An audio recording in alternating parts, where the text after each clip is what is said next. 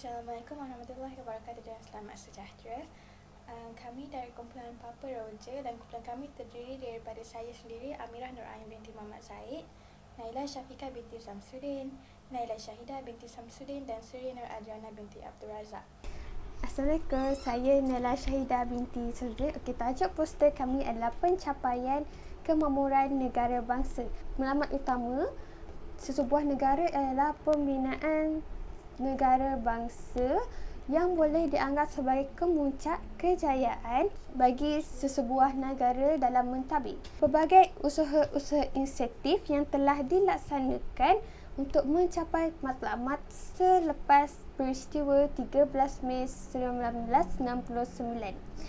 Selain itu, Wawasan 2030 adalah iktizam untuk menjadikan Malaysia sebagai sebuah negara yang terus membangun dan pengagihan ekonomi yang adil bagi semua rakyat tidak kira peringkat kumpulan. Wawasan 2030 ini juga dapat mengukuhkan kestabilan pada yang meningkatkan kemakmuran negara secara tidak langsung dapat memastikan rakyat bersatu padu tanpa prasangka. Seterusnya tidak akan wujudlah negara Malaysia yang maju dan makmur sepenuhnya sehingga kita akhirnya dapat mengatasi cabaran strategik yang kita hadapi sejak lahirnya negara kita ini sebagai sebuah negara yang merdeka. Jadi pertama sekali, cabaran yang kita hadapi adalah cabaran dalam menghadapi masyarakat yang tidak adil dalam bidang ekonomi, di mana sesetengah daripada mereka bersetuju untuk memasukkan pengenalan kaum berasaskan fungsi ekonomi utama. Jadi untuk mencapai matlamat keadilan ekonomi dalam masyarakat, kita perlu meningkatkan program yang dapat membangunkan sumber manusia dengan secara pesat. Tetapi dalam usaha untuk memperbetulkan kesetidaimbangan ekonomi, perlu wujudnya penekanan yang penuh untuk mencapai kemajuan dan kemakmuran negara serta dapat memperoleh hasil yang lebih produktif. Yang keduanya pula adalah cabaran dalam menangani jurang pendapatan antara rakyat tidak mengira perbezaan etnik, kedudukan sosial serta pelbagai wilayah. Jadi merapatkan jurang pendapatan kaum melalui perkhidmatan infrastruktur, melalui pembangunan ekonomi yang sesuai dan melalui pembangunan sumber manusia adalah sangat penting dan perlu dititikberatkan. Jadi dalam mencapai kemakmuran negara, Malaysia perlu mengurangkan masyarakat yang mengaitkan kemunduran ekonomi dengan kaum. Ini membawa makna kesamarataan pendapatan individu, iaitu keadaan semua rakyat Malaysia mempunyai pendapatan yang sama. Cabaran yang ketiga adalah cabaran dalam mewujudkan masyarakat yang bermoral dan beretika sepenuhnya dengan warga negaranya teguh dalam nilai agama dan kerohanian yang tinggi.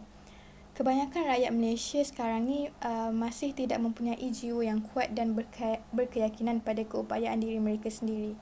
Jadi kita ni masih banyak bergantung kepada orang lain untuk selesaikan masalah kita.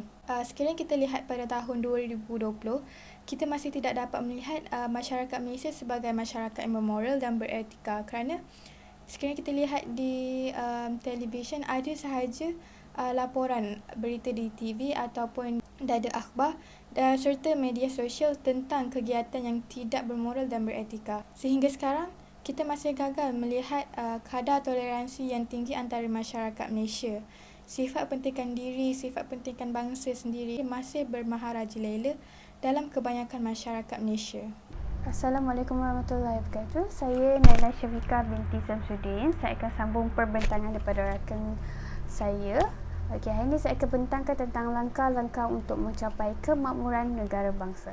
Langkah yang pertama adalah dengan mengamalkan prinsip rukun negara dalam kehidupan seharian ini kerana rukun negara ini bukan hanya untuk dihafal, untuk diikrar, tapi hendaklah diterapkan dalam kehidupan seharian kita. Justru kita sebagai rakyat Malaysia haruslah menghidupkan kembali semangat yang telah digariskan oleh prinsip rukun negara bagi mengukuhkan lagi keharmonian yang terbina di antara kaum. Saya tegaskan lagi bahawa kita hendaklah berpegang teguh kepada prinsip rukun negara serta menghayati setiap nilai ataupun setiap nilai rukun negara bagi menjadikan negara kita dan rakyat kita lebih bersatu padu, kukuh berwibawa bagi menghadapi apa sahaja cabaran yang akan datang. Okay, langkah yang kedua adalah dengan menggalakkan integrasi sosial dan etika bagi memupukkan masyarakat yang lebih bersepadu dan moral. Okay, langkah ini bukan sahaja akan melibatkan kewujudan seperti perkongsian pengalaman, tetapi juga memperkukuhkan kaedah penerapan etika dan moral ni ke dalam sistem pendidikan. Okay, perkongsian pengalaman ni seperti melakukan aktiviti kesukarelawan, kesenian, kebudayaan dan warisan. Ia akan meningkatkan persefahaman kita dan menghargai setiap kepelbagaian dalam kalangan rakyat Malaysia yang pelbagai kaum. Okay, langkah yang terakhir untuk mencapai kemakmuran negara bangsa ialah dengan menggiatkan penglibatan pihak berkepentingan untuk membina rasa tanggungjawab bersama. Usaha untuk memupuk seperti persefahaman ni, toleransi dan etika ni perlu dilaksanakan pelibatan masyarakat yang meluas. Jadi pihak kerajaan akan bekerjasama dengan NGO untuk menerapkan nilai etika dan moral ni melalui kempen dan program kesedaran bersasar yang khusus. Keadaan ini secara tidak langsung dapat membina masyarakat yang bertolak ansur dan penyayang. Assalamualaikum warahmatullahi wabarakatuh. Saya Seri Nur Adriana binti Abdul Razak. Nombor matrik saya 2019267504. Seterusnya ialah pencapaian negara bangsa dalam membentuk kemakmuran. Negara Malaysia dalam mendepani pelbagai cabaran untuk mewujudkan sebuah negara yang makmur, kerajaan Malaysia telah melaksanakan pelbagai usaha tindakan untuk menjamin kehidupan rakyat lebih terbela dengan menyediakan taraf hidup yang lebih makmur. Antara pencapaian negara bangsa dalam membentuk kemakmuran, yang pertama ialah perancangan semula ekosistem perniagaan, industri dan usahawan untuk terus seiring dengan revolusi industri 4.0 supaya nilai industri kekal tinggi dan relevan dalam mendepani ekonomi masa hadapan.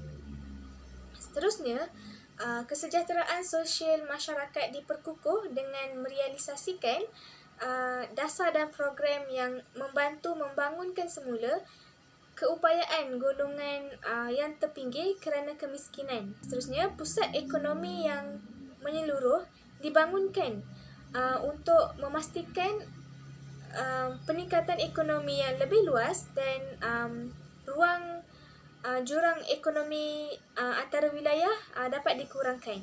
Kesimpulannya, pembinaan sesebuah negara bangsa yang sempurna bukanlah sesuatu perkara yang ataupun sesuatu tugasan yang mudah.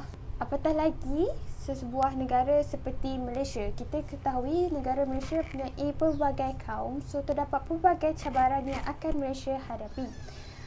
Menurut Tuanku Mukris, Tuanku Munawir yang di-Pertuan Besar Negeri Sembilan menitahkan seluruh rakyatnya supaya berasa megah dan menjadikan bangsa Malaysia untuk mencari titik kebersamaan dan mewujudkan keharmonian secara berkekalan.